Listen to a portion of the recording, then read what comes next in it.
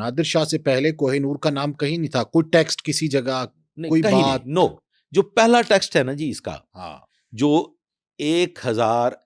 13वीं सदी में एक टेक्स्ट है, तारीख में मिलता है, लेकिन उसका मुअर्रिख कौन है, वो लिखा किसने, उसकी कोई ऑथेंटिसिटी नहीं है। लेकिन पहली मर्तबा इस बेशकीमत हीरे का जिक्र मौजूद है कि जो वो गोलकोंडा से दरियाफ्त हुआ, साउथ इंडियन। हाँ, कृष्ण नदी के किनारे से, साउथ इंडिया से, लेकिन उसका नाम कोहिनूर नहीं था। ठीक है। अब तारीख कहती है कि या तो इसका नाम नादिर शाह ने कोहिनूर रखा था, या अहमद शाह अब्दाली ने कोहिनूर रखा था। ठीक है। नादिर शाह का जो किस्सा है वो ये है कि जब नादिर शाह ने अहमद शाह रंगीला से ये कोहिनूर हासिल किया था, तो ये अब तारीख की बातें हैं जो लिखी हुई हैं, हम तारीख दोहरा रहे हैं, हम अपनी रिसर्च को, बिकॉज हमको हिस्टोरियन नहीं है, हाँ। हम तारीख दोहरा रहे हैं कि अहमद शाह ने इसको अपनी पगड़ी में रखा हुआ था। तो नादिर शाह ने अहमद शाह से दोस्ती का हाथ बढ़ाया कि हम दोनों भाई भाई बन जाते हैं, और पगड़ियां एक दूसरे के साथ तब्दील की।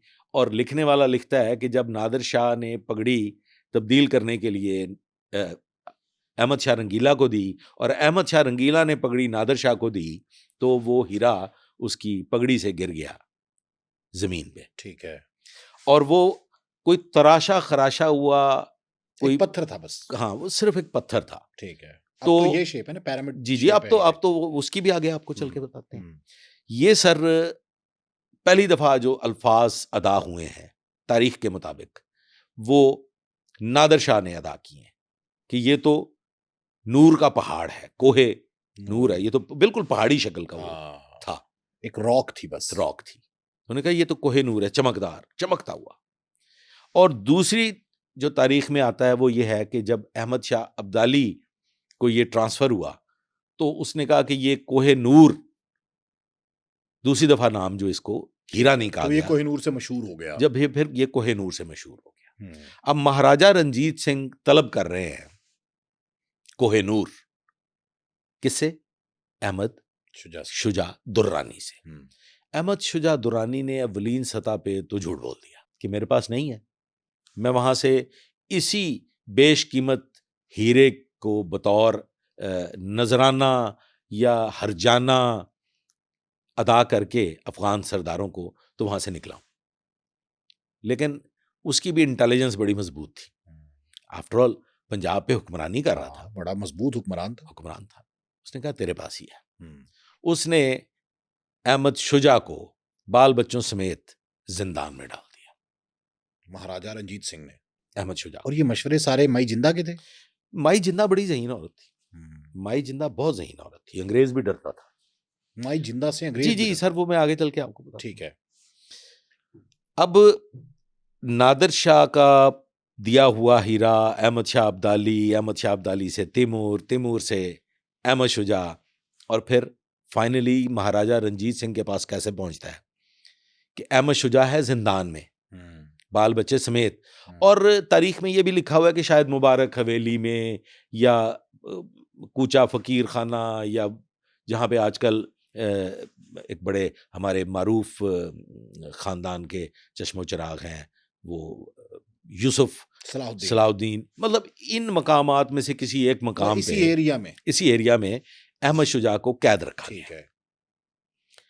अब पानी बंद, खाना बंद, बच्चे भूख से बिलख रहे हैं, प्यास से बिलख रहे हैं। अहमद शुजा ने पैगाम भिजवाया महाराजा रंजीत सिंह को कि मैं हीरा जाती तौर पे खुद आपके हवाले करना चाहता हूं। ठीक है। अब इनकी मुलाकात होती है, उस मुलाकात में अहमद शुजा हैंड ओवर कर देते हैं वो हीरा महाराजा रंजीत सिंह को, और उसके बदले उन्हें आजाद कर दिया जाता है। उसके बदले उन्हें आजाद कर दिया जाता है, और यहां से डाउनफॉल शुरू हो जाता है महाराजा रंजीत सिंह का। कोहिनूर जहां भी गया, कोहिनूर जहां भी गया, वो सल्तनत लेट हुआ, जवाल पजीर हुआ, सल्तनत लेट हुआ। जिन शहनशाहों ने इसको ज़ेब तन किया वो बर्बादी के रास्ते पे गए, शहनशाहों ने इसे ज़ेब तन नहीं किया। इस पे भी मैंने रिसर्च की है। ज़हीरुद्दीन बाबर शौकीन नहीं था। इसको सिर्फ रखा अपनी सल्तनत के मालो ज़र के लिए। ये जो नादर शाह था, ये इस अपनी बाजू के साथ बांधे हुआ था। अहमद शाह अब्दाली इसे अपनी थाइस के साथ बांधे हुआ था। अहमद शुजा दुर्रानी भी इसे अपने थाइस के साथ बांधे हुआ था। अहमद शाह रंगीला इसे अपनी टर्बन में रखे हुए था। ठीक है, देख रहे हैं ना? हाँ, वो जो गिरा, ठीक है। इसी तरह से अब महाराजा रंजीत सिंह ने भी इसको अपनी पगड़ी का हिस्सा बनाया। ओके। और ये महाराजा रंजीत सिंह को ले डूबा, मैं तो यही कहूंगा, क्योंकि मेरी रिसर्च में अब तक यही कुछ आया है, जिसे आगे गोरों ने जाके चेंज किया है। ब्रिटिश एम्पायर ने चेंज किया इस रवायत को। वो शायद इसलिए कि उन्होंने घर में नहीं रखा। नहीं, उन्होंने इसका एक बड़ा मुनासिब फैसला किया। अच्छा। जो मैंने अवलीन सतह पे, अगर आपके ज़हन में हो कि लिखने वाले ने, जो ज्योतिषी हैं, जो पत्थरों की शनाख्त रखने वाले हैं, जो जवाहरात को समझते हैं, उन्होंने एक लफ्ज कहा था, वो तारीख में मौजूद है, कि ये जो हीरा है ये किसी दुनियादार मर्द के पास जाएगा तो वो जवाल पजीर होगा। ओके, फीमेल के पास जाएगा। अगर या तो इसे कोई औरत ज़ेबे तन रखेगी, या फिर कोई देवता। ठीक है। अदरवाइज दुनियादार और मर्द। ये बात अंग्रेजों की समझ में आ गई। अंग्रेजों की समझ में आ गई। ठीक है। अब महाराजा रंजीत सिंह के पास कोहिनूर पहुंच गया। महाराजा रंजीत सिंह पे सवाल आता है, चूंकि सिख आपस में लड़ पड़ते हैं। जब सिख आपस में लड़ जाते हैं तो फिर फाइनली एक बच्चा 5 साल का, दिलीप सिंह, महाराजा दिलीप सिंह, ये वो पहला बच्चा है जो किसी सल्तनत का हुक्मरान बनता है, वालिये पंजाब बनता है। और ये महाराजा रंजीत सिंह का बेटा ये महाराजा रंजीत सिंह का बेटा है, और माई जिंदा का बेटा है। और माई जिंदा का बेटा है। ठीक है। अब हुक्मरानी जाहिरी तौर पे जो तख्त नशी है, तो वो 5 साल का बेटा है, वो 5 साल का बच्चा है, लेकिन पीछे ब्रेन सारा माई जिंदा का है। माई जिंदा। ठीक है।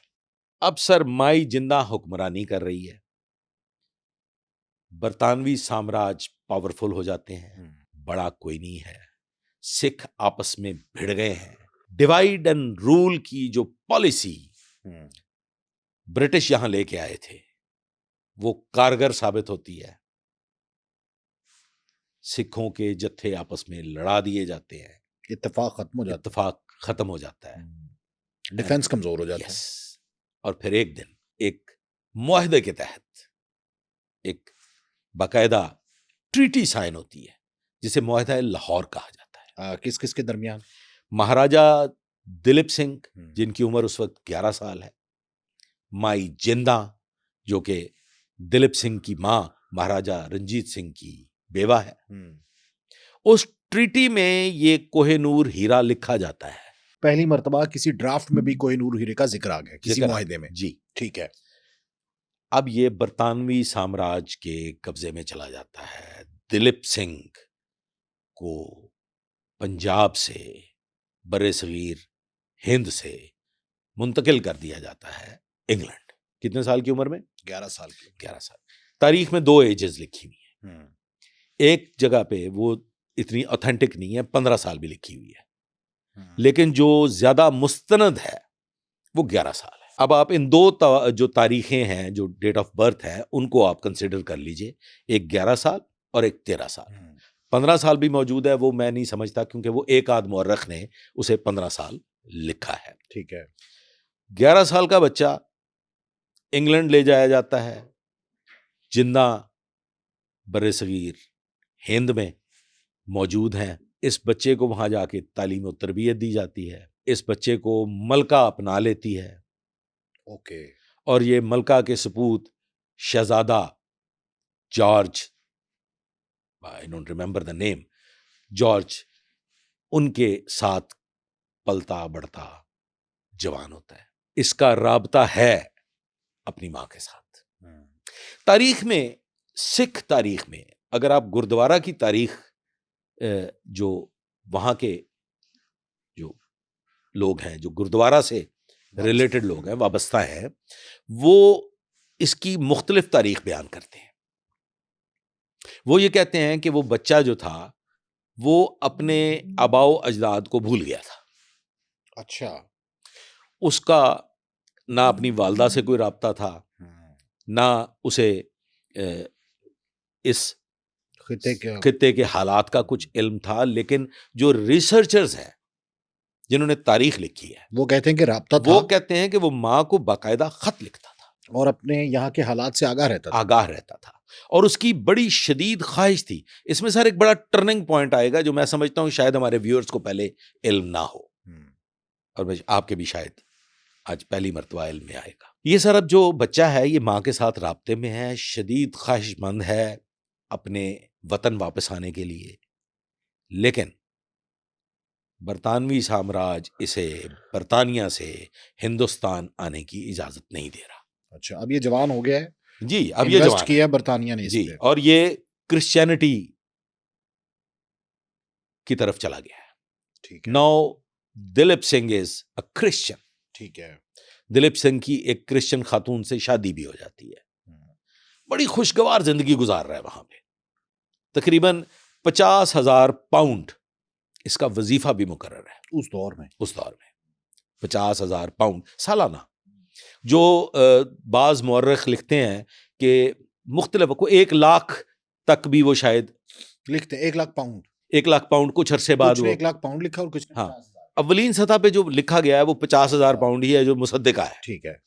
कुछ कहते हैं कि जी ये बाद में बढ़ते बढ़ते 1 लाख पाउंड तक भी कर दिया गया था जब वो बहुत ज्यादा जिद पे अड़ गया था कि मुझे वापस जाना है हिंदुस्तान और मैं पंजाब जाना चाहता हूं, मैं अपनी जन्मभूमि पे वापस लौटना चाहता हूं। बरतानवी साम्राज्य इसे यहां आने की इजाजत नहीं दे रहे थे और माई जिंदा से खौफजदा थे।